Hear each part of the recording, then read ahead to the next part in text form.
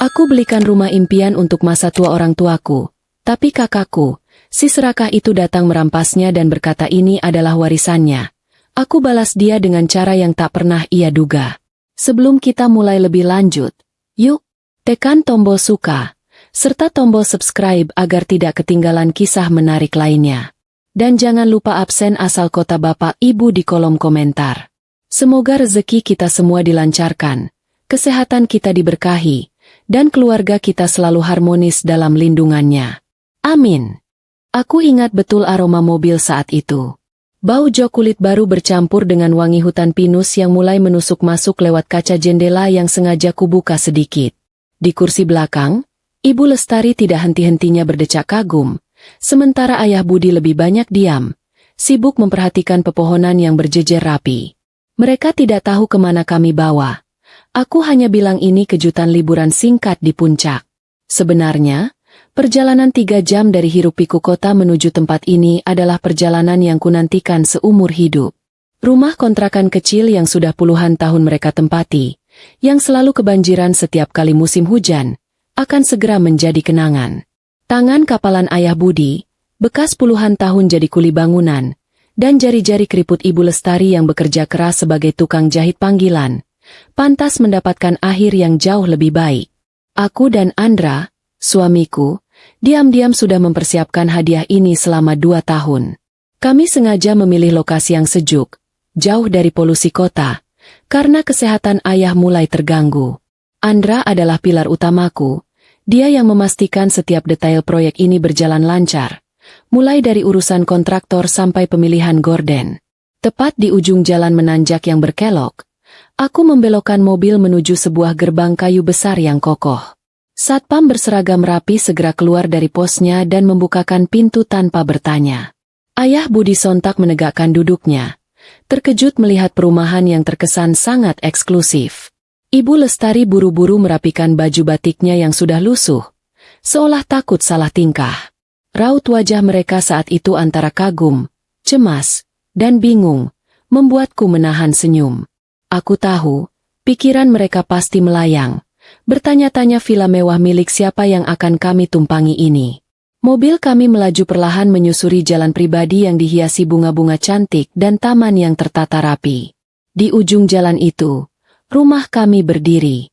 Tidak megah seperti istana, tapi hangat, modern, dan didominasi kaca-kaca besar yang menghadap langsung ke lembah hijau. Aku mematikan mesin, membiarkan keheningan pegunungan menyelimuti kami. Hanya ada suara gemerisik daun dan kicauan burung liar. Ayah dan Ibu turun dengan langkah ragu, seperti turis yang tersesat di negeri dongeng. Lucu melihat Ayah Tono yang biasanya keras dan tegar, kini terlihat kikuk seperti anak kecil. Ya Tuhan, Anjani, ini rumah siapa nak? Kita tidak salah alamat, kan? Malu nanti kalau salah masuk, bisik Ibu Lestari dengan cemas, memegang ujung bajuku. Aku berjalan mendekati mereka, meraih kedua tangan keriput yang membesarkanku. Tanganku menghangatkan tangan mereka yang terasa dingin. Aku menatap mata mereka dalam-dalam, menahan gelombang haru yang hampir tumpah. Semua kerja keras, semua pengorbanan, semua kerinduan, bermuara pada momen ini. Ini bukan rumah teman, Bu. Yah, kataku pelan, sambil merogoh tas dan mengeluarkan sebuah kotak beludru kecil. Aku membukanya, memperlihatkan satu kunci dengan gantungan kayu berukir. Ini rumah Ayah dan Ibu. Hadiah dari Anjani dan Andra. Ayah Budi terbatuk. Wajahnya yang tadi pucat kini merah pada menahan perasaan. Ibu Lestari melepaskan tanganku, menutup mulutnya dengan kedua tangan. Matanya melebar tak percaya. Kamu jangan bercanda, nak. Tidak lucu, kata Ayah Budi. Suaranya bergetar. Aku tahu, mereka menganggap ini mustahil. Mereka hanya pernah membayangkan rumah seperti ini di televisi. Aku tidak bercanda. Yah, selama ini, aku dan Andra banting tulang. Itu semua untuk ini. Aku sudah janji pada diriku. Ayah dan Ibu harus menikmati masa tua dengan tenang. Tidak lagi kepanasan di kontrakan, tidak lagi kebanjiran. Ucapku, menuntun mereka ke pintu utama. Ayo, buka pintunya, Bu. Genggaman Ibu Lestari pada kunci itu gemetar hebat. Dibantu Andra, ia memasukkan kunci itu ke lubangnya. Pintu terbuka, dan bagian dalam rumah itu terasa seperti menyambut mereka dengan pelukan hangat. Perabotan sudah terisi penuh, baru, dan tertata rapi. Sofa empuk besar, dapur bersih yang serba modern, dan dinding kaca raksasa yang menyajikan pemandangan alam seperti lukisan hidup.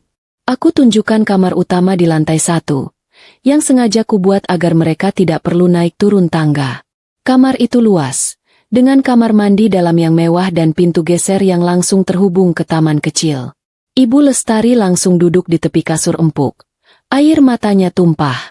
Ya Allah, nak, rasanya seperti mimpi. Isaknya, memelukku erat-erat. Ayah Budi berjalan ke jendela ruang tengah. Pria keras yang selama ini jarang menunjukkan emosi itu, berdiri di sana lama sekali, memandang keluar, bahunya bergetar. Aku menghampirinya, meletakkan tangan di punggungnya. Ayah suka? Tanyaku. Ayah Budi tidak menjawab, tapi ia membalikan badan dan memelukku erat. Ayah kira, ayah sudah gagal jadi kepala keluarga, tidak bisa kasih kalian kehidupan layak. Ternyata, kamu berhasil, nak. Kamu lebih dari berhasil. Andra mendekat, merangkul kami berdua, membuat momen itu terasa sempurna dan penuh. Selama 3 hari, aku dan Andra menginap, mengajari Ibu Lestari cara menggunakan kompor listrik modern dan Ayah Budi cara menyalakan pemanas air di kamar mandi. Kami melihat rona bahagia yang tulus di wajah mereka. Rona yang sudah lama sekali hilang. Saat pamit kembali ke Jakarta untuk mengurus pekerjaanku, aku merasa damai. Aku meninggalkan Ibu Lestari dan Ayah Budi dengan 2 asisten rumah tangga yang sudah kupekerjakan. Aku tidak tahu, kedamaian itu hanya akan bertahan selama 7 hari.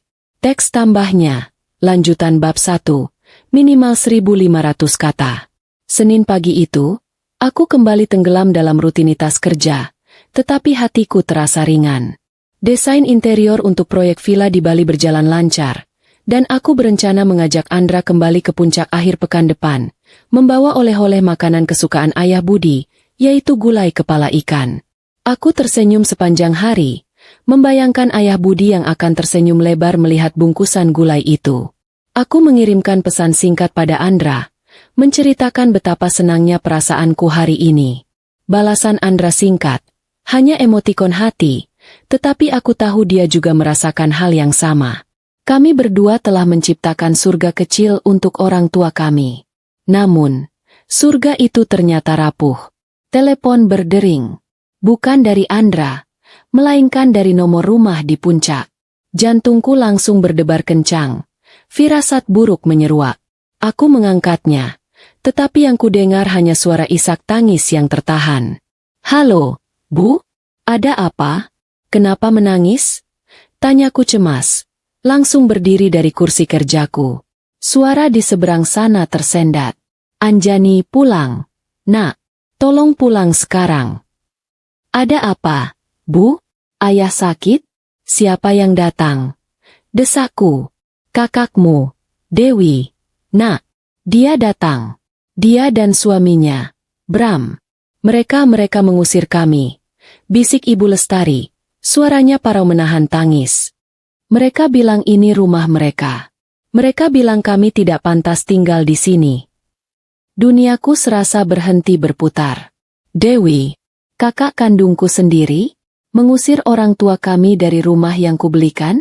Kemarahanku sontak memuncak, membuang semua ketenangan yang sudah kubangun. Aku segera memutus sambungan telepon dan menelepon Andra. Andra, kita harus ke puncak sekarang. Sekarang juga. Kataku tanpa basa-basi, suaraku terdengar tegas dan penuh amarah. Andra, yang biasanya tenang, langsung merasakan urgensi dalam suaraku. Dia tidak bertanya banyak. Aku siapkan mobilnya. 10 menit lagi aku jemput kamu di kantor. Tenang, sayang, kita hadapi ini berdua, jawab Andra. Perjalanan ke puncak terasa seperti neraka. Jalanan yang tadinya terlihat indah kini terasa panjang dan menyesakan. Kepalaku dipenuhi bayangan wajah Dewi yang selalu cemburu dengan kesuksesanku dan wajah Bram yang licik. Aku tahu, Sifat serakah Dewi bukanlah hal baru, tetapi mengusir orang tua sendiri dari rumah mereka, itu sudah keterlaluan. Andra memegang tanganku erat. Sesekali mengelus punggung tanganku untuk menenangkanku. Keberadaannya benar-benar pilar kekuatanku saat ini. Kami tiba di gerbang perumahan tepat saat matahari mulai condong ke barat. Satpam yang menyambutku seminggu lalu kini terlihat menunduk dan cemas. Mobil kami melaju menanjak menuju rumah. Ketika kami sampai, sebuah mobil sedan merah yang kukenali terparkir sembarangan di depan halaman. Itu mobil Dewi. Saat mobil kami berhenti, dari kejauhan, aku sudah bisa mendengar suara tawa melengking yang kuhafal. Suara tawa Dewi. Kami segera turun dari mobil. Dari celah gerbang taman, pemandangan itu menghantamku telak. Ibu Lestari duduk di undakan teras. Bahunya terguncang hebat. Ia menangis terseduh-seduh. Ayah Budi berdiri kaku di sampingnya. Tubuhnya gemetar. Wajahnya pucat pasi. Dan di tengah halaman, di atas rumput hijau yang terawat, tergeletak 2 buah koper butut yang terbuka. Isinya berceceran. Itu koper lama ayah dan ibu, berisi pakaian sederhana, sarung, bahkan sajadah mereka. Di hadapan mereka, berdiri Dewi dan Bram, seperti raja dan ratu yang baru memenangkan perang. Dewi berkacak pinggang, rambutnya yang dicat mencolok berkilauan di bawah cahaya senja. Bram, suaminya, kurus dengan wajah angkuh, sedang menunjuk-nunjuk ke arah orang tuaku. Sudah kubilang, Pak, Bu, pergi kalian dari sini. Jangan bikin malu. Rumah semewah ini cuma cocok buat aku dan Mas Bram. Kalian kan sudah tua. Mau apa lagi? Tinggal saja di tempat lain. Bentak Bram. Suaranya bergema di halaman yang luas itu. Betul. Kalian itu miskin. Tidak bisa memberi kami apa-apa. Anggap saja rumah ini sebagai warisan untuk kami. Warisan yang dipercepat. Timpal Dewi. Tawanya terdengar sangat jahat, menusuk ke ulu hatiku. Aku merasa darahku mendidih, tetapi kepalaku terasa dingin. Andra menahan bahuku sejenak. Tatapannya menyiratkan kesabaran yang luar biasa. Jangan biarkan emosi memimpin. Sayang. Ingat, kita datang untuk menyelamatkan, bukan menghancurkan. Bisiknya. Aku mengangguk pelan, menarik napas panjang. Aku tidak akan membalas kemarahan dengan kemarahan. Aku membuka gerbang kecil itu perlahan. Suara derit engselnya yang pelan, di tengah suasana yang tegang, terdengar begitu keras. Tawa Dewi dan Bram terhenti seketika. Mereka menoleh, melihatku dan Andra berdiri di sana. Wajah angkuh mereka berubah pias. Ayah dan ibu menoleh bersamaan. Mata Ibu Lestari memancarkan secercah harapan. Aku tidak melihat Dewi dan Bram. Aku berjalan lurus, melewati mereka berdua seolah mereka adalah patung tak bernyawa. Aku berjongkok di hadapan Ibu Lestari. Aku tidak berkata apa-apa. Aku hanya memunguti pakaian kotor yang terinjak-injak di rumput, membersihkannya, melipatnya dengan rapi, dan memasukkannya kembali ke dalam koper. Aku melakukan itu dengan penuh hormat. Tindakanku yang tenang dan penuh perhatian itu, di tengah kemarahan mereka, adalah penghinaan terbesar bagi Dewi dan Bram. Anjani. Lirih Ibu Lestari, air matanya tak terbendung. Setelah semua barang masuk, aku menutup koper itu. Aku berdiri, membantu Ibu Lestari berdiri, dan memapahnya. Ibu, Ayah, ayo kita masuk. Biar Anjani yang urus. Bisikku lembut. Andra segera membantu Ayah Budi yang masih gemetaran. Saat kami berbalik, baru aku menatap Dewi dan Bram. Tatapanku lurus, tajam, dan dingin. Kalian masih punya waktu 5 menit untuk mengambil barang-barang kalian yang ada di mobil dan segera pergi dari properti ini. Kataku, suaraku datar, tanpa nada amarah. Bram tertawa gugup, mencoba menutupi rasa malunya. Hei, Anjani, jangan mentang-mentang kamu yang beli. Kamu bisa seenaknya. Dewi ini adiknya. Dia juga berhak. Warisan, katamu? Tanyaku, tersenyum tipis, senyum yang tidak mencapai mataku. Setahuku, pewaris masih hidup dan sehat di sini. Dan setahuku juga, surat-surat rumah ini mobil yang kalian pakai, bahkan apartemen yang kalian tinggali di Jakarta, semuanya atas namaku." Wajah Dewi dan Bram berubah dari angkuh menjadi bingung, lalu menjadi takut. Mereka tidak pernah menyangka aku akan sejauh ini. "Bohong. Kamu cuma mau pamer, kan?" teriak Dewi. "Aku tidak butuh pamer. Aku hanya melindungi milikku," kataku. Kini aku mengeluarkan ponsel. 4 menit lagi. Setelah itu, aku akan panggil polisi dan melaporkan kalian atas 3 hal: penyerobotan properti pribadi, perlakuan tidak menyenangkan dan pengancaman terhadap lansia, dan percobaan kekerasan fisik. Aku menatap Bram tajam. Rekaman CCTV di teras ini akan menjadi bukti yang sangat bagus. Mata Dewi dan Bram sontak menatap ke sudut atap, di mana sebuah kamera kecil berkedip merah. Ekspresi wajah mereka benar-benar tak ternilai. Mereka kalah telak, bahkan sebelum pertarungan dimulai. "Andra, tolong antar ibu dan ayah ke dalam. Pastikan mereka tenang," pintaku. Andra mengangguk, memapah kedua orang tuaku masuk ke dalam rumah. Sebelum berbalik, ia menatap Dewi dan Bram dengan tatapan penuh cemoohan. "Kalian salah memilih lawan." Aku tetap berdiri di teras, membiarkan keheningan yang tersisa menjadi tekanan bagi mereka. Dalam keheningan itu, aku bisa merasakan kemarahan ayah dan kesedihan ibu. Dan demi mereka, aku tidak akan mengalah. Keheningan di teras itu terasa jauh lebih dingin daripada udara puncak yang menusuk tulang. Dewi dan Bram berdiri mematung. Pandangan mata mereka bergantian antara kamera CCTV kecil di sudut atap dan wajahku yang datar. Ketakutan kini telah mengalahkan arogansi mereka, dan itu adalah pemandangan yang kuinginkan. Aku memasukkan ponsel kembali ke saku, lalu berjalan perlahan menuju pintu utama, membelakangi mereka. Tindakan mengabaikan mereka adalah pukulan telak. Itu menunjukkan bahwa nilai mereka di mataku kini tidak lebih penting daripada debu di sepatu. Aku masuk, meninggalkan mereka berdua di luar, terpapar rasa malu dan ketidakberdayaan. Andra sudah berhasil menenangkan ayah dan ibu di sofa ruang tamu yang empuk. Ia menyelimuti Ibu Lestari dan memijit pelan bahu ayah Budi. "Bagaimana, Nak? Mereka pergi?" tanya ayah Budi. Suaranya masih serak. Aku menggeleng. "Belum, Yah. Tapi mereka akan pergi sebentar lagi. Sekarang, ada yang lebih penting," kataku. Aku duduk di depan mereka. Wajahku berubah serius. Apa yang sebenarnya mereka lakukan sebelum aku datang? Kenapa mereka bisa begitu nekat mengambil alih rumah ini? Ibu Lestari kembali menangis. Kali ini isaknya lebih pilu. Ayah Budi menunduk dalam. Bahunya berguncang. "Ini semua salah ayah." Lirih ayah Budi. "Ayah sudah tua, bodoh, gampang dibodohi." Kalimat itu menusukku. Ayah yang kukenal begitu tegar dan kuat, kini terlihat rapuh. Andra dengan cepat memegang tangan ayah. "Jangan salahkan diri sendiri, Pak. Kami di sini untuk menyelesaikan semuanya. Ceritakan perlahan." Dengan terbata-bata, ayah Budi dan Ibu Lestari menceritakan kejadian beberapa minggu terakhir. Ternyata, Dewi dan Bram sudah sering mengunjungi kontrakan lama di Jakarta, jauh sebelum rumah ini dibeli. Mereka datang bukan untuk menengok, melainkan untuk meminta modal usaha. Ayah Budi tentu menolak karena tidak punya uang.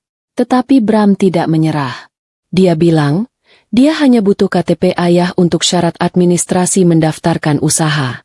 Ayah percaya. Dia bilang cuma butuh fotokopi KTP dan kartu keluarga, kata ayah Budi. Matanya dipenuhi penyesalan. Hatiku mulai terasa tidak enak. Jauh lebih buruk daripada saat melihat koper ayah dan ibu terlempar di halaman tadi. Aku mendesak mereka untuk melanjutkan. "Seminggu setelah kamu kasih kunci rumah ini," lanjut Ibu Lestari, "mereka datang ke sini lagi. Tapi kali ini bukan pamer. Mereka menangis. Mereka bilang dikejar-kejar utang." "Utang apa, Bu?" tanyaku tajam. "Utang judi online," bisik Ibu Lestari. "Bram main kalah besar. Tapi utangnya atas nama ayah." Duniaku serasa runtuh. Aku merasakan dorongan kuat untuk segera berlari keluar dan mencekik Bram. Bram tidak hanya meminjam. Dia menggunakan KTP ayah untuk mendaftar di puluhan aplikasi pinjaman online ilegal dan rentenir. Dia memalsukan dokumen, bahkan memalsukan slip gaji atas nama ayah Budi untuk mendapatkan pinjaman. Total utang itu mencapai angka yang fantastis, hampir 500 miliar. Ayah Budi merogoh saku kemejanya, mengeluarkan ponsel lamanya, dan menunjukkan sebuah pesan. Isinya adalah ancaman kotor dari penagih utang, lengkap dengan foto ayah Budi yang disandingkan dengan kata-kata hinaan. Mereka punya semua data ayah. Dan mereka mengancam, kalau tidak dibayar sampai akhir pekan ini, mereka akan sebarkan data ayah kemana-mana, dan akan melaporkan ayah ke polisi. Kata ayah Budi, air matanya akhirnya tumpah karena rasa malu yang mendalam. Aku memejamkan mata, mencerna informasi mengerikan itu. Ini bukan lagi sekadar drama keluarga karena keserakahan. Ini adalah kejahatan terencana. Mereka tidak hanya merampas properti, mereka menjadikan ayah kandungku sendiri sebagai tameng untuk menutupi kebusukan mereka. Tujuan mereka mengambil rumah ini bukan untuk ditinggali, tetapi untuk dijual secepatnya demi membayar utang mereka, lalu melarikan diri. Kemarahan yang kurasakan kini berubah menjadi sesuatu yang dingin, berbahaya, dan terukur. Aku menarik napas panjang, lalu memandang ayah dan ibu. Ayah, ibu, dengarkan aku baik-baik. Mulai detik ini, ibu dan ayah tidak perlu takut. Jangan balas satupun pesan atau telepon dari mereka atau nomor tidak dikenal. Biar aku yang urus. Tapi Anjani, jangan lapor polisi. Nanti kakakmu. Kata Ibu Lestari cemas. Aku berlutut di hadapan ibu, memegang kedua bahunya. Bu, saat ini, yang terancam masuk penjara itu ayah. Dewi dan Bram yang mengaturnya. Ibu harus pilih, selamatkan ayah, atau selamatkan anak yang sudah tega mengorbankan ayahnya sendiri. Ibu Lestari tidak bisa menjawab, hanya menangis. Aku berdiri, mengambil ponselku, dan menelepon Andra, yang berdiri tidak jauh dari kami, mendengarkan dengan wajah tegang. Sayang, bisa tolong carikan pengacara terbaik di bidang pidana. Sekarang juga? Kita ada masalah besar. Kataku, ini bukan lagi soal perdata rumah. Ini soal pemalsuan dokumen, pencurian identitas, dan menjebak orang tua kita sendiri. Andra mengangguk tanpa kata. Aku segera hubungi tim hukum kita. Aku akan minta mereka buat tim darurat. Kamu jangan panik. Aku di sisimu. Kita sapu bersih mereka. Saat itu juga, aku memandang keluar jendela, ke arah Dewi dan Bram yang masih berdiri di teras. Aku tersenyum tipis. Mereka pikir mereka bisa menghancurkan nama baik ayah. Lalu aku akan diam saja? Oh, betapa lucunya kalian berdua. Aku harus mengakui, Bram dan Dewi adalah pasangan yang kompak dalam kebusukan. Mereka berdua sama-sama tidak tahu malu. Dewi adalah otak licik yang haus kemewahan, dan Bram adalah tangan kanan yang kotor dan pengecut. Aku ingat pernah melihat Bram memamerkan mobil barunya di media sosial beberapa bulan lalu, dengan caption sok bijak tentang hasil kerja keras. Padahal, mobil itu kuberikan padanya, yang ternyata tidak ia pakai untuk kerja keras, melainkan untuk melarikan diri dari debt collector. Aku berbalik ke arah Andra. Sayang, bagaimana dengan mobil dan apartemen mereka? Blokir aksesnya sekarang. Andra segera mengambil laptop dan mulai bekerja. Sudah kutarik semua aksesnya. Kartu kredit tambahan sudah kublokir.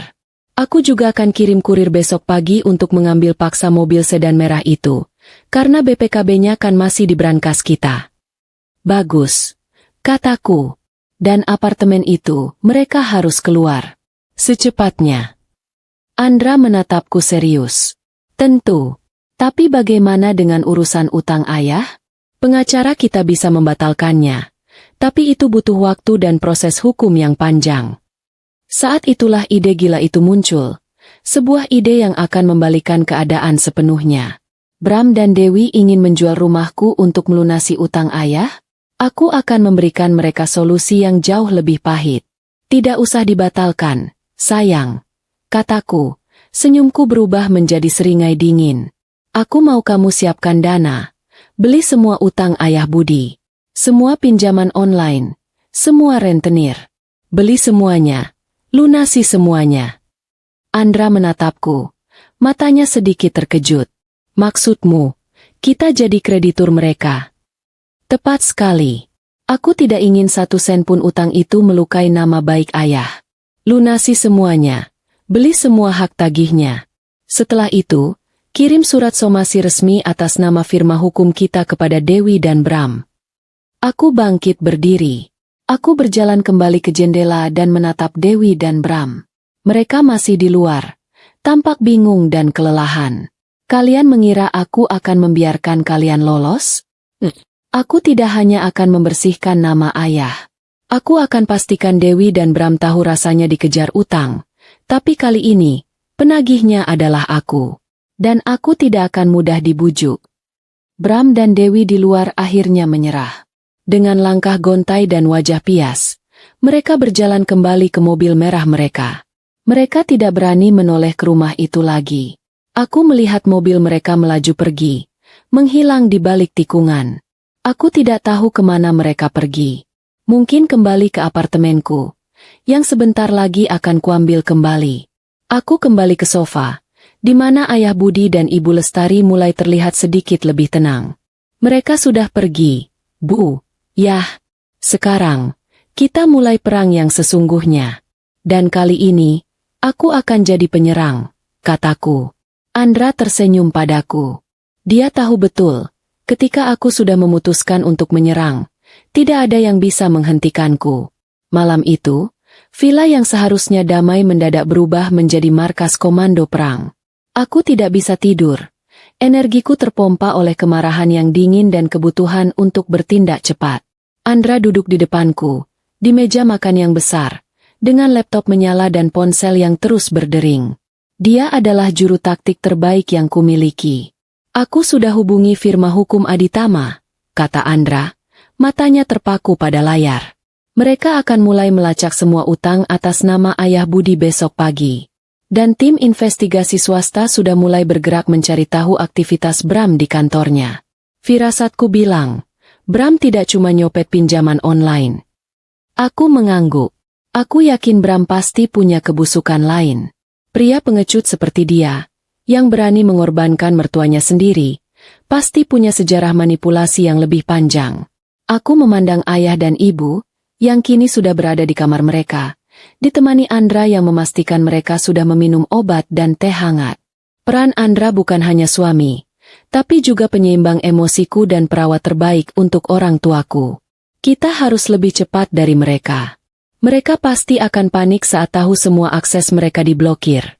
Kataku, kita butuh bukti yang tidak terbantahkan di pengadilan. Sesuatu yang langsung dari mulut Dewi atau Bram. Rekaman, sahut Andra cepat, mendongak menatapku. Kita butuh rekaman pengakuan. Kalau Bram pengecut, Dewi pasti akan menelepon ibu untuk merengek minta tolong. Itu celah kita. Tepat, balasku, sambil menyunggingkan senyum tipis. Besok, aku akan bicara dengan ibu. Aku butuh ibu kita memainkan peran yang sangat sulit. Ibu yang luluh. Keesokan paginya, suasana sarapan terasa tegang. Ayah Budi dan Ibu Lestari terlihat lebih baik setelah tidur nyenyak. Tetapi kekhawatiran masih menyelimuti wajah mereka. Aku menyodorkan secangkir teh hangat ke hadapan ibu, lalu mulai menjelaskan rencana kami. Bu, Ayah, aku butuh bantuan kalian. Ini demi membersihkan nama baik ayah dan memastikan Dewi serta Bram tidak bisa mengganggu kita lagi. Kataku dengan nada selembut mungkin. Jika nanti Dewi menelepon, tolong diangkat. Ibu Lestari menggeleng kuat. Ibu tidak sanggup mendengar suara dia lagi. Hati ibu hancur. Aku tahu, Bu. Tapi ini penting. Desakku. Ibu harus pura-pura luluh. Pura-pura kasihan padanya, dan pura-pura ingin membantunya. Katakan saja, jelaskan dulu semua yang terjadi, biar ibu mengerti, nanti ibu sampaikan ke Anjani. Pancing dia untuk bercerita, pancing dia untuk mengakui semua kebusukan Bram. Ayah Budi menatapku lama, tatapannya penuh keraguan. Kamu mau menjebak kakakmu sendiri, Nak. Aku menatap mata ayah, membalas tatapan itu dengan jujur. Yah, mereka tidak menjebak ayah.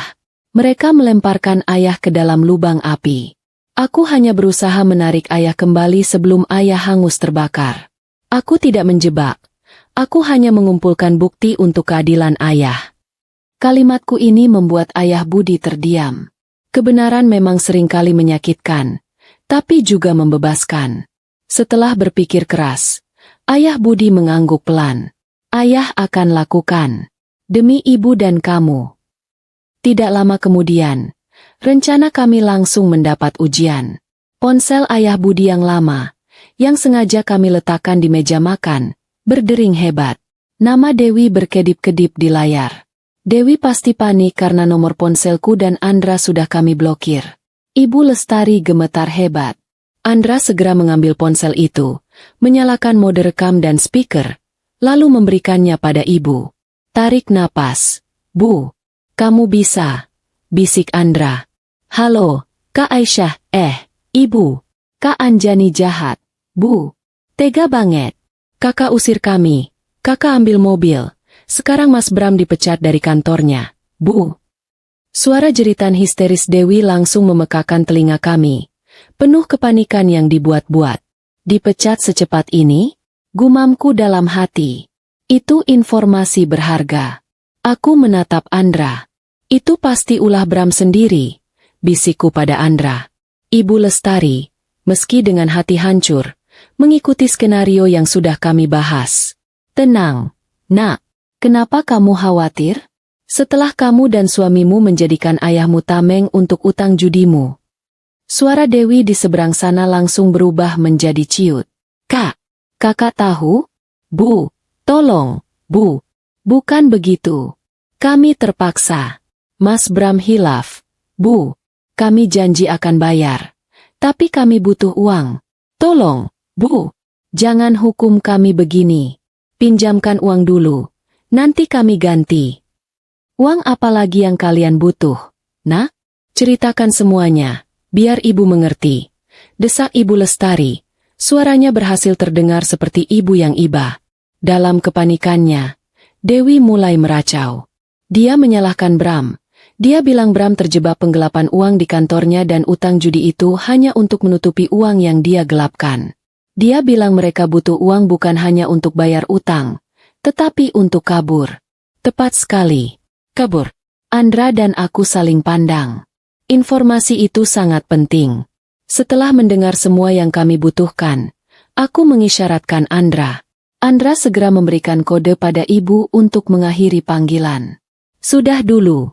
Ya, Nak. Ibu harus bicara dengan Anjani dulu. Jangan hubungi ayah lagi, kata Ibu Lestari, dan Andra segera mematikan rekaman. Kami memeluk Ibu Lestari yang langsung menangis sejadi-jadinya setelah berhasil menunaikan tugas yang berat itu. Sudah, Bu. Sudah selesai. Ibu hebat. Kataku, rekaman itu adalah senjata terbaik kami. Saat Ibu beristirahat, aku dan Andra segera meninjau laporan awal dari tim investigasi swasta. Jantungku berdebar kencang saat membuka email. Laporan itu mengonfirmasi cerita Dewi. Bram telah menggelapkan uang perusahaan di tempatnya bekerja selama 6 bulan terakhir. Jumlahnya jauh lebih besar dari utang judinya, mencapai miliaran rupiah. Namun, ada satu poin di akhir laporan yang membuat darahku membeku. Tim kami menemukan adanya bukti pemesanan 2 tiket pesawat sekali jalan tujuan Singapura. Tanggal keberangkatan, 2 hari dari sekarang, atas nama Dewi dan Bram. Mereka berencana kabur. Bukan hanya lari dari utang, mereka berencana lari dari penggelapan miliaran, meninggalkan ayah Budi sendirian untuk menghadapi penagih utang, polisi, dan aib yang mereka ciptakan. Aku tertawa kecil, tawa yang getir. Lucu sekali. Mereka benar-benar berpikir mereka bisa lolos. Mereka berpikir mereka bisa mengorbankan keluarga dan kemudian hidup mewah di luar negeri. Andra, siapkan surat somasi resmi. Kirimkan atas nama firma hukum kita. Alamatkan ke apartemen mereka. Dan di surat itu, tambahkan satu kalimat. Semua utang telah diambil alih oleh klien kami, Anjani. Jangan kasih mereka jeda untuk bernapas. Andra mengangguk. Sorot matanya tajam dan penuh determinasi. Mereka akan tahu, berurusan dengan keluarga kita bukan cuma berurusan dengan seorang desainer interior, tapi berurusan dengan seluruh kekuatan finansial dan hukum yang kita punya. Saat aku melihat wajah Andra yang begitu serius dan protektif, aku merasa sedikit jeda dan humor muncul di benakku. Aku tersenyum kecil. Ngomong-ngomong, sayang, kataku pada Andra yang sibuk mengetik. Kamu tadi memeluk ayah dan ibu dengan selimut dan memijit bahu mereka dengan sangat lembut. Jangan-jangan, kamu ini dulu mantan perawat di rumah sakit, bukan pengusaha? Keahlianmu menyelimuti ayah itu sudah level bintang 5. Loh. Andra menghentikan ketikannya sejenak, menoleh, dan tersenyum lebar. Tentu saja, sayang. Menenangkan mertua yang sedang tertekan adalah bagian dari strategi bisnis jangka panjang, demi memastikan istriku tidak terlalu stres dan bisa fokus menjatuhkan lawan. Ia kembali fokus pada laptopnya. Pokoknya, aku akan pastikan mereka segera menerima tagihan utang dari mantan perawat yang menyebalkan ini. Tawa kecilku berhasil memecah ketegangan di ruang itu. Humor yang singkat itu benar-benar mendinginkan kepala kami, memberi kami kekuatan untuk melanjutkan malam yang panjang ini. Malam komando kami baru saja dimulai.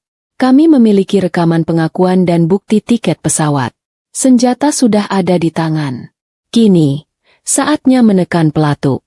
Surat somasi itu tiba di apartemen mereka keesokan sorenya, diantar oleh kurir berjas rapi yang tampak jauh lebih berkelas daripada rentenir pinjaman online. Aku memastikan surat itu dicetak di atas kertas tebal dengan kop surat firma hukum Aditama yang resmi dan berwibawa. Itu adalah tamparan pertama yang sah secara hukum, mengumumkan bahwa permainan telah berakhir dan wasitnya adalah aku. Di apartemen itu, Bram dan Dewi pasti sedang panik. Mereka pasti sudah mencoba menarik uang dari berbagai kartu, hanya untuk menemukan bahwa semua akses telah kublokir. Uang tunai di rekening, kartu kredit tambahan, bahkan kartu debit darurat yang pernah kuberikan pada Dewi 2 tahun lalu, semuanya mati total. Mereka benar-benar lumpuh secara finansial. Mereka pasti ke ATM, mencoba berulang kali memasukkan kartu, hanya untuk ditolak mentah-mentah. Betapa lucunya membayangkan wajah Bram yang angkuh mendadak pias karena tidak bisa menarik uang, bahkan Rp50.000 sekalipun. Rasa panik mereka mencapai puncaknya saat Bram mencoba menjual mobil sedan merah yang ia anggap miliknya. Kurirku tiba di apartemen, didampingi 2 petugas keamanan resmi, membawa surat penyitaan. Mereka tidak bisa melawan, sebab BPKB mobil itu masih tersimpan rapi di brankas Andra. Mereka melihat mobil kesayangan mereka diangkut di depan mata, tanpa bisa berbuat apa-apa.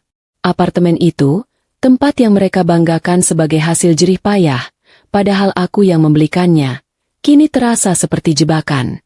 Surat somasi itu memberikan pukulan telak. Isinya singkat, padat, dan menusuk.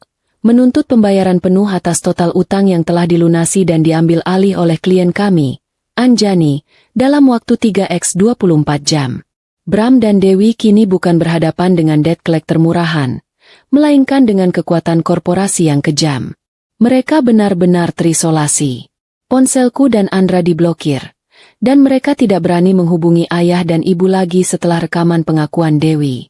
Di malam hari, saat aku dan Andra sedang meninjau laporan investigasi terbaru di ruang kerja, ponsel lamaku berdering. Nomor tidak dikenal. Aku langsung tahu itu pasti Dewi atau Bram yang nekat menelepon dari wartel atau ponsel asing. Aku menyalakan speaker. Halo, kataku datar. Kak Anjani. Tolong, Kak, aku mohon.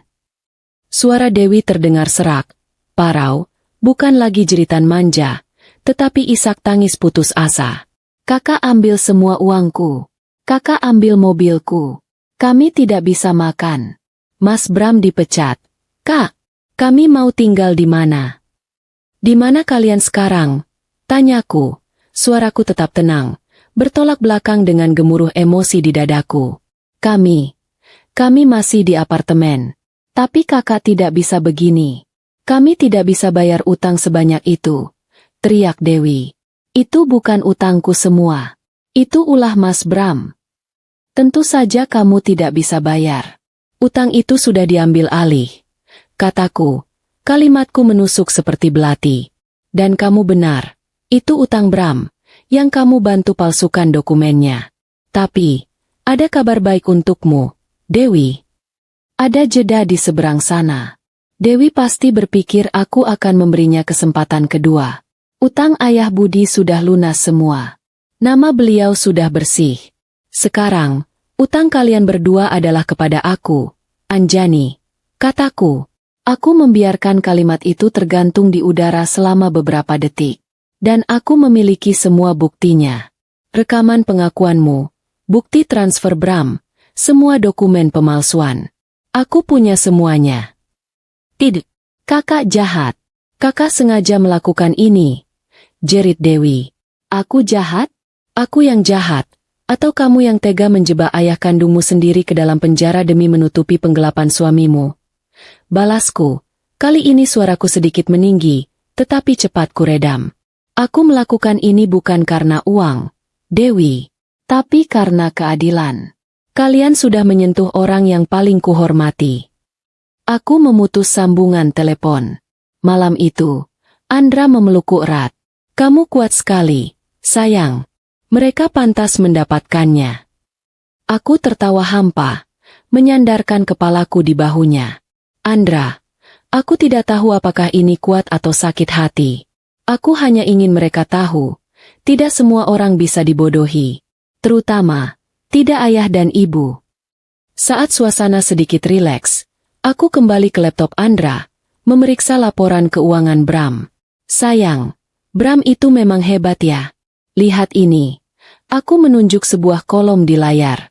Dia bilang dia menganggapku miskin dan serakah. Tapi coba lihat alokasi dananya. 30% ke judi online, 40% untuk foya-foya, dan sisanya untuk membayar bunga utang. Humor yang sangat gelap. Dia hidup dari utang dan kebohongan, dan mengira itu gaya hidup. Andra tersenyum tipis, menggeleng. Makanya, mereka harus diberi terapi kejut. Malam ini, mereka akan tidur di apartemen yang statusnya sudah segera dikosongkan. Besok, kita kirimkan surat pengosongan resmi. Aku tersenyum puas. Aku tahu Bram dan Dewi sudah berada di titik terendah. Tapi kehancuran mereka belum berakhir. Langkah selanjutnya adalah memastikan kehancuran itu tidak hanya finansial, tetapi juga hukum. Kami harus segera menggerakkan aparat penegak hukum agar Bram tidak sempat kabur ke Singapura. Keesokan paginya, aku menelepon firma hukum Aditama. Saya ingin pertemuan mediasi segera diatur. Hari ini juga, undang Dewi dan Bram ke kantor kalian. Dan pastikan di ruangan itu, tidak hanya ada pengacara saya, tetapi juga auditor dari kantor Bram dan beberapa rekan dari kepolisian. Permainan baru saja dimulai. Dan kali ini, Bram dan Dewi akan melangkah ke kandang singa, mengira itu adalah ruang mediasi. Surat undangan untuk mediasi itu tiba dengan cepat. Dicetak di atas kertas berkop firma hukum Aditama. Isinya memberikan secercah harapan palsu bagi Dewi dan Bram. Pertemuan untuk membahas skema penyelesaian utang secara damai, demi menjaga nama baik keluarga. Kalimat itu adalah umpan terbaikku. Aku tahu, setelah dihantam kebangkrutan total, Dewi pasti akan melihat kata damai dan nama baik keluarga sebagai tanda bahwa aku mulai luluh. Mereka akan datang, kata Andra, tersenyum sinis sambil menyesap kopi di meja kerjanya. Manusia yang sudah jatuh, cenderung mencari pegangan, meskipun itu adalah ilusi belaka. Aku setuju. Keputusan mereka datang bukan didorong oleh keberanian, melainkan oleh keputusasaan dan harapan gila bahwa aku, sebagai kakak, pada akhirnya akan iba. Mereka akan memainkan peran sebagai adik dan ipar yang hilaf, bersujud, menangis, dan memohon ampunan. Mereka tidak tahu bahwa ruangan yang akan mereka masuki adalah ruang sidang mini yang kubangun. 2 hari kemudian, aku tiba di gedung pencakar langit firma hukum Aditama, jauh di jantung kawasan bisnis Jakarta. Lobi marmer yang luas dan dingin itu adalah simbol kekuasaan finansial yang kini tak terjangkau oleh Dewi dan Bram.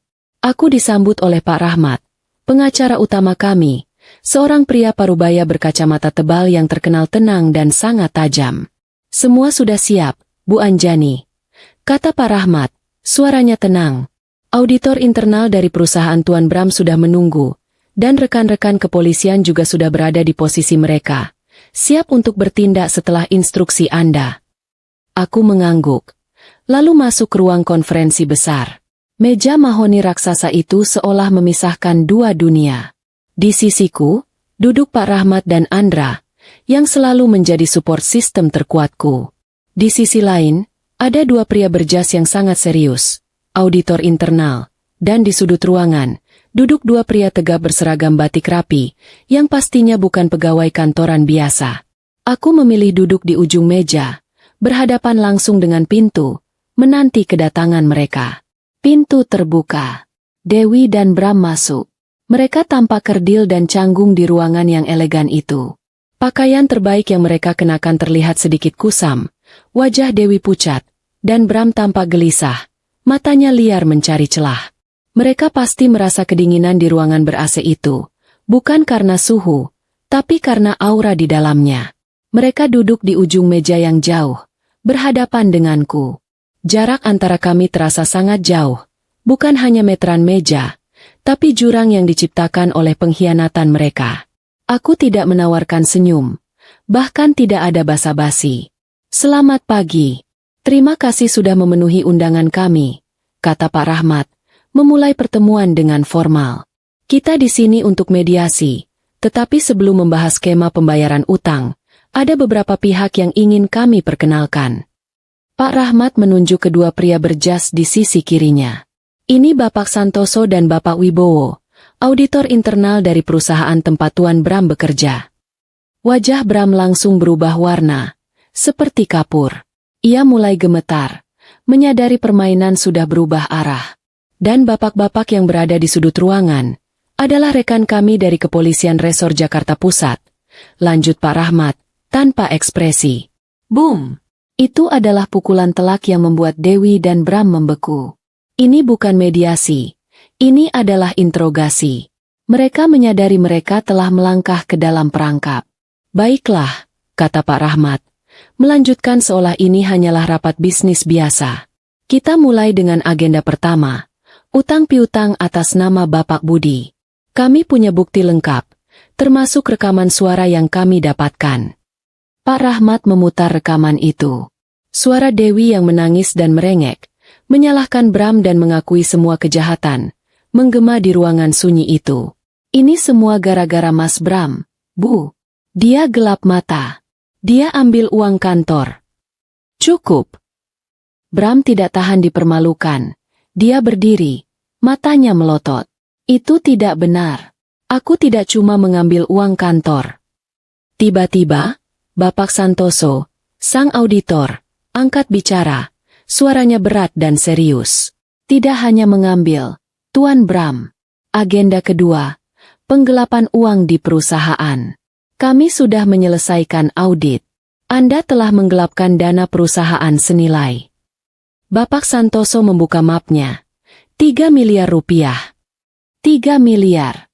Angka itu jauh lebih besar dari utang ayah. Dewi menoleh ke suaminya. Matanya terbelalak karena terkejut. Angka itu, lanjut Bapak Santoso, menunjuk Bram. Anda transfer secara bertahap ke beberapa rekening. Salah satunya adalah rekening bank atas nama Nona Dewi. Bram benar-benar hancur. Dalam keputusasaan yang luar biasa, ia melakukan pengkhianatan terakhir yang paling kotor. Bukan ideku. Bram berteriak histeris, menunjuk Dewi dengan jari gemetar. Ini semua ide Dewi. Dia yang boros. Dia yang memaksaku cari uang lebih. Dia yang menyuruhku pakai nama bapaknya. Dia otaknya. Aku cuma ikut. Aku hilaf. Dewi menatap suaminya, pria yang ia bela, pria yang karenanya ia memusuhi keluarganya, kini melemparkannya ke bawah bus tanpa ragu sedikitpun. Di mata Dewi, tidak ada lagi cinta, hanya kehancuran dan kebencian yang dingin. Aku membiarkan kekacauan itu mereda. Aku menikmati jeda yang menyakitkan itu. Bagian ini, yang paling kusukai, karena ini humor tergelap.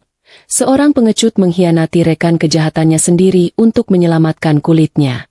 Di tengah racauan Bram dan kebisuan Dewi yang membatu, aku akhirnya berbicara, suaraku membelah ruangan. Sudah selesai, kataku, tenang, mematikan suasana. Terima kasih atas pengakuanmu, Bram.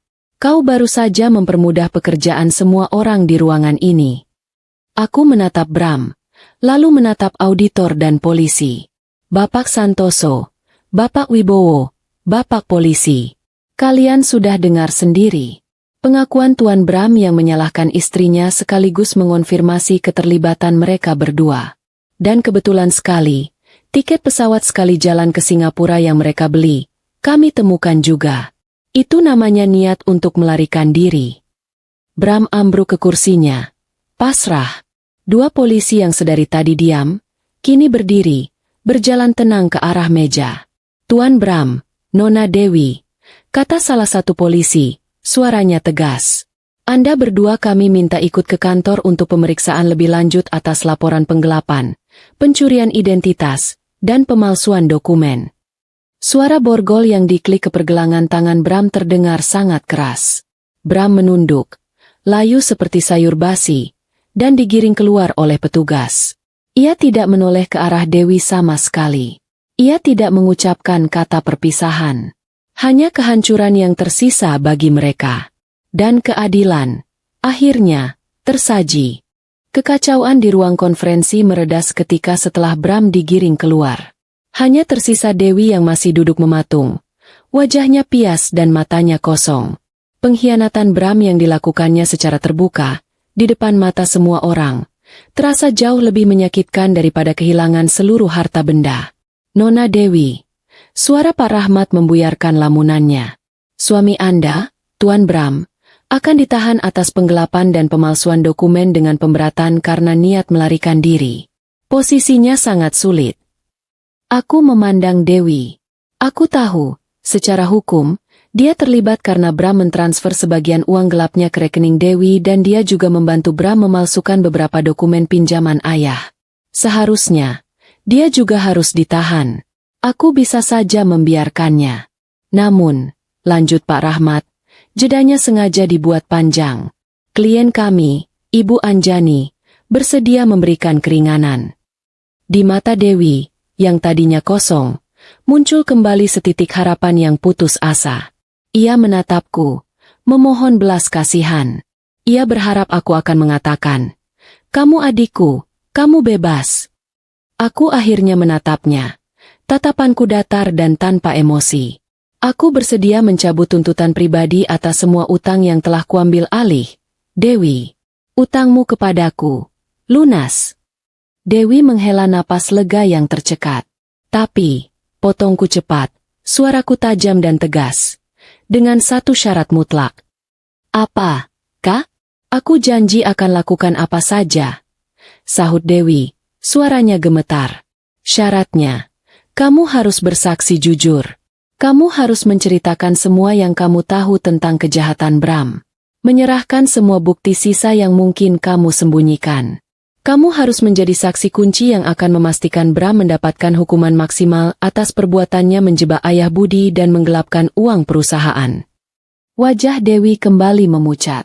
Ia baru saja lolos dari jurang utang, tapi kini aku memintanya untuk mendorong suaminya sendiri, pria yang baru saja mengkhianatinya, ke jurang yang lebih dalam. Itu adalah pilihan yang kejam, tapi adil. Pilih, Dewi, kataku dingin. Ikut membusuk di penjara karena membantu Bram, pria yang baru saja mengkhianatimu, atau bantu kami membersihkan sampah ini dan dapatkan kesempatan kedua. Kamu punya 5 menit.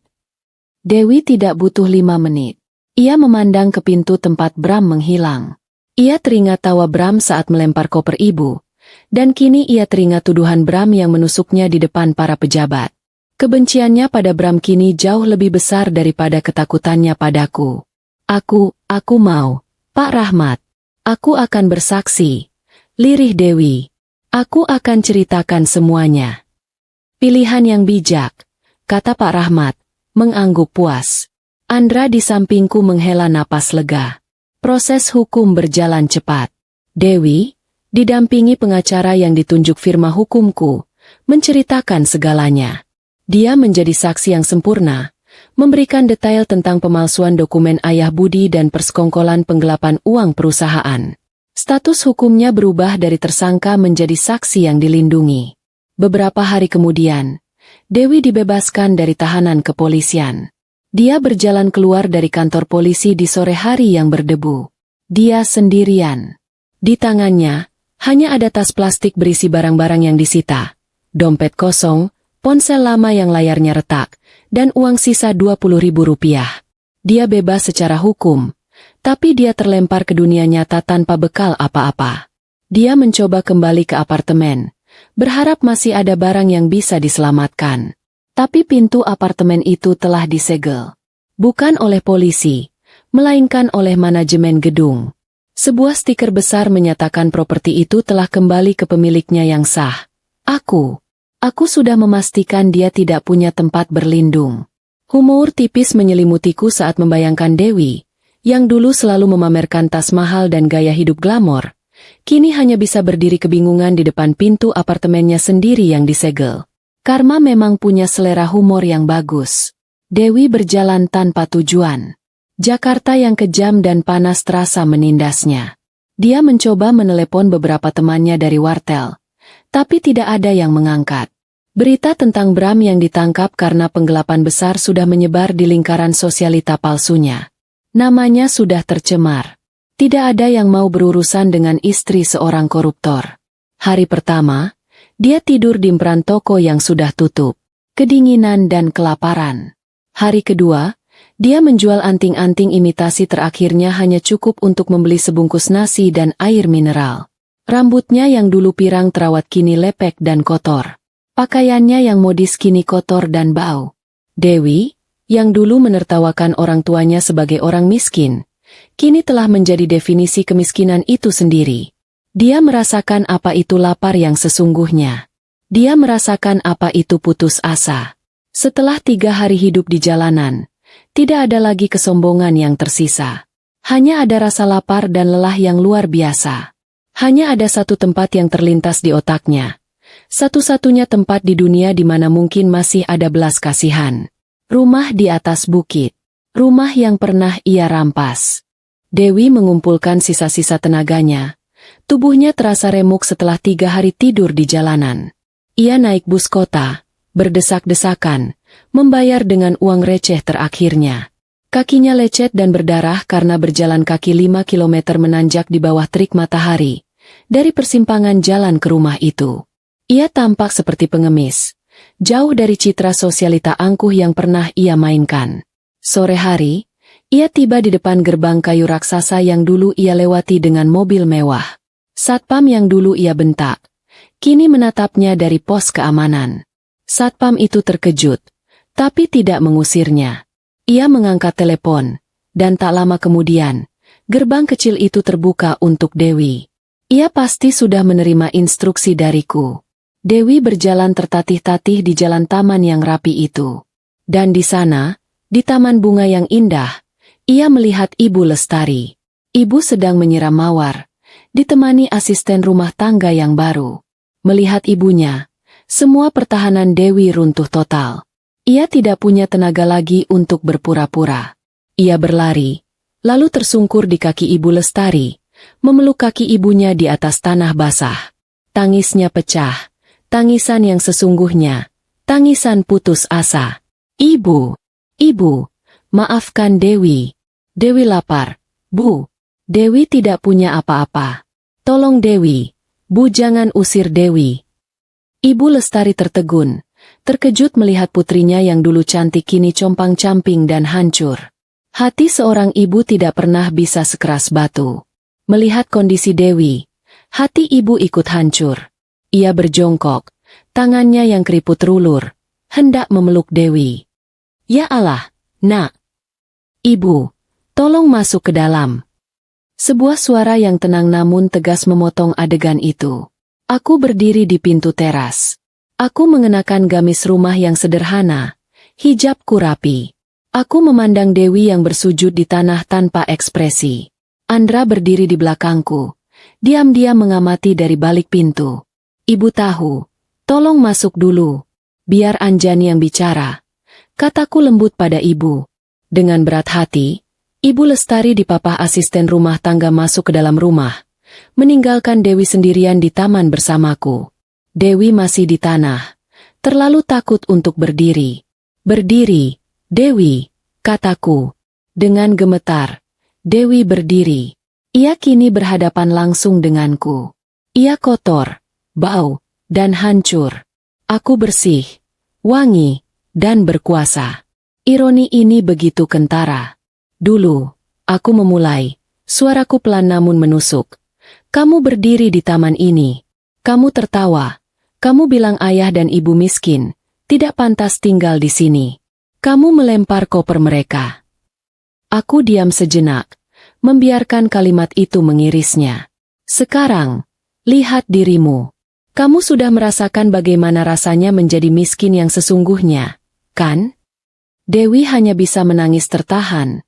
Tidak bisa membela diri. Kamu datang ke sini memohon pada ibu, karena kamu tahu hatinya lembut. Kamu pikir kamu bisa kembali menjadi parasit di rumah ini, kan? Tanyaku. Tidak, Kak. Aku tidak akan membiarkanmu jadi parasit lagi. Potongku. Ayah dan ibu sudah cukup menderita. Aku tidak akan membiarkanmu menyakiti mereka lagi. Kamu harus pergi. Hati Dewi mencelos. Pergi? Pergi kemana? Kak? Aku mohon. Aku tidak punya siapa-siapa lagi. Aku terdiam, memandangi adikku dari ujung rambut sampai ujung kaki. Aku melihat sisa-sisa dirinya yang dulu. Aku tidak bisa membiarkan adik kandungku mati di jalanan. Rasa kemanusiaan, dan juga janji pada ibu, mengharuskan aku bertindak. Kamu memang tidak punya siapa-siapa, kataku. Tapi ibu masih ibumu. Dan aku tidak akan membiarkan kamu terlantar. Harapan itu kembali meledak di dada Dewi. Jadi aku boleh tinggal, bisiknya, penuh harap. Kamu boleh tinggal, kataku. Terima kasih, Kak. Terima kasih. Aku janji. Tapi, aku mengangkat satu jariku, menghentikan kalimatnya. Bukan sebagai anak, bukan sebagai adikku, dan bukan sebagai tamu. Aku menatap lurus ke mata Dewi, menyampaikan keputusan yang sudah kupikirkan matang-matang. Rumah ini butuh satu asisten rumah tangga lagi. Gajinya upah minimum regional. Tugasmu membersihkan semua kamar mandi, mengepel lantai, dan mencuci piring di dapur belakang. Kamu akan tinggal di paviliun pelayan bersama asisten yang lain. Kamu akan pakai seragam. Kamu akan memanggil ayah, Bapak Budi, dan Ibu Lestari. Kamu tidak boleh makan bersama kami. Kamu mau? Wajah Dewi yang baru saja berseri karena harapan, kini kembali membeku. Ini bukan pengampunan. Ini adalah terapi kejut. Ini adalah penghinaan yang terbungkus dalam kesempatan kedua. Tapi, dia tidak punya pilihan. Aku mau, Kak. Lirihnya. Menunduk, menerima nasibnya. Aku berbalik, berjalan menuju pintu.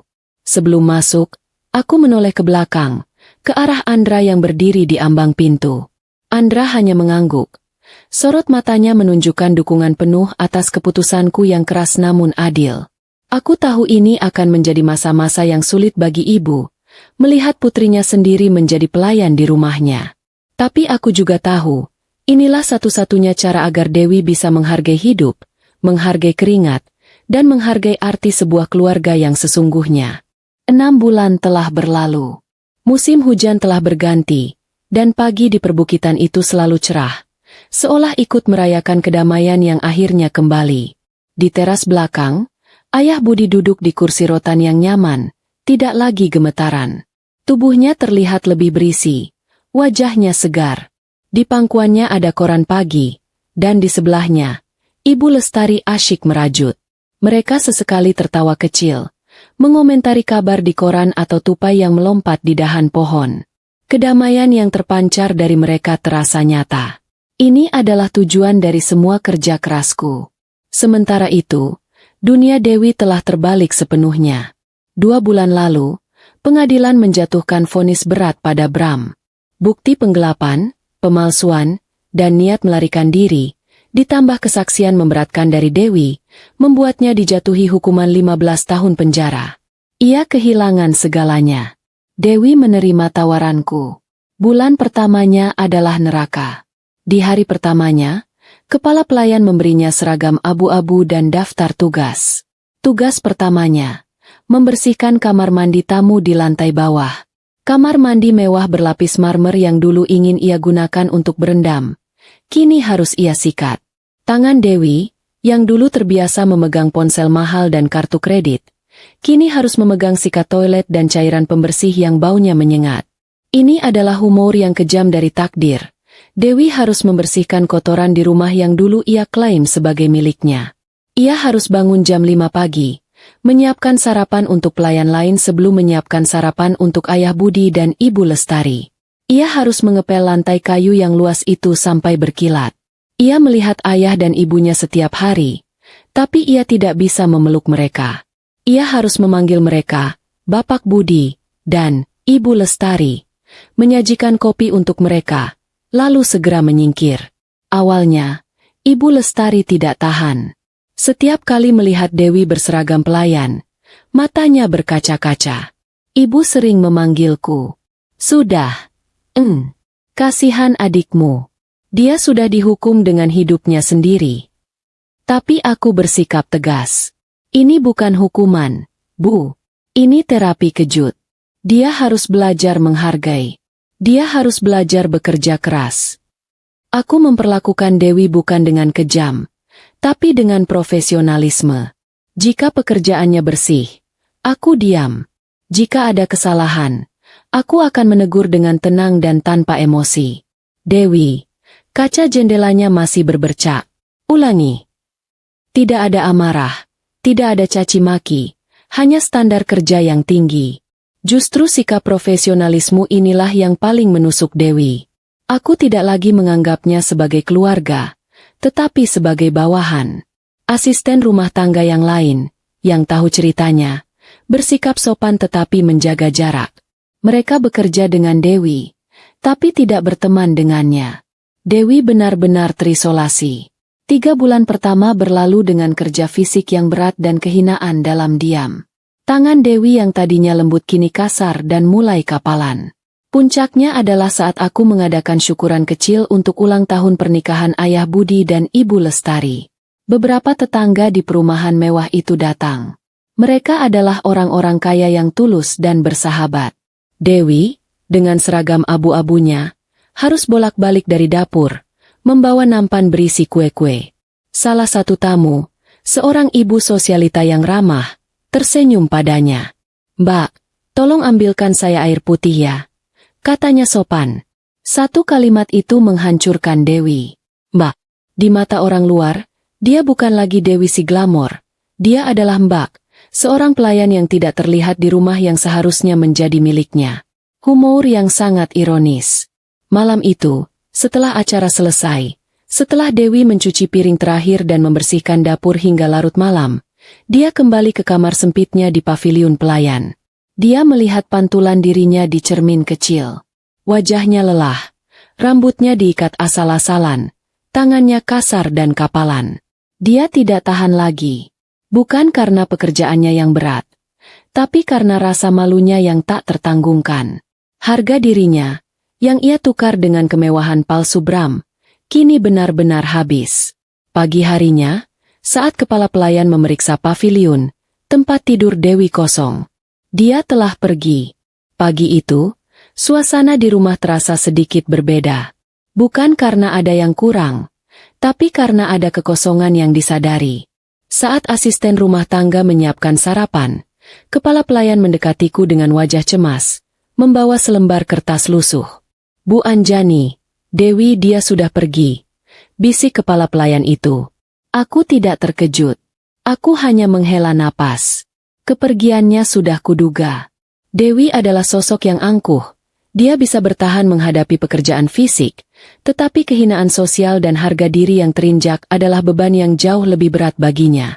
Aku tahu dia tidak akan sanggup terus-menerus menjadi Mbak di rumah yang ia inginkan. Di atas meja dapur, Dewi hanya meninggalkan seragam pelayannya yang terlipat rapi di atas kasur, dan sepucuk surat pendek. Surat itu bukan untukku. Dia tidak punya keberanian untuk berhadapan denganku lagi, melainkan untuk Ibu Lestari. Aku membuka lipatan kertas itu.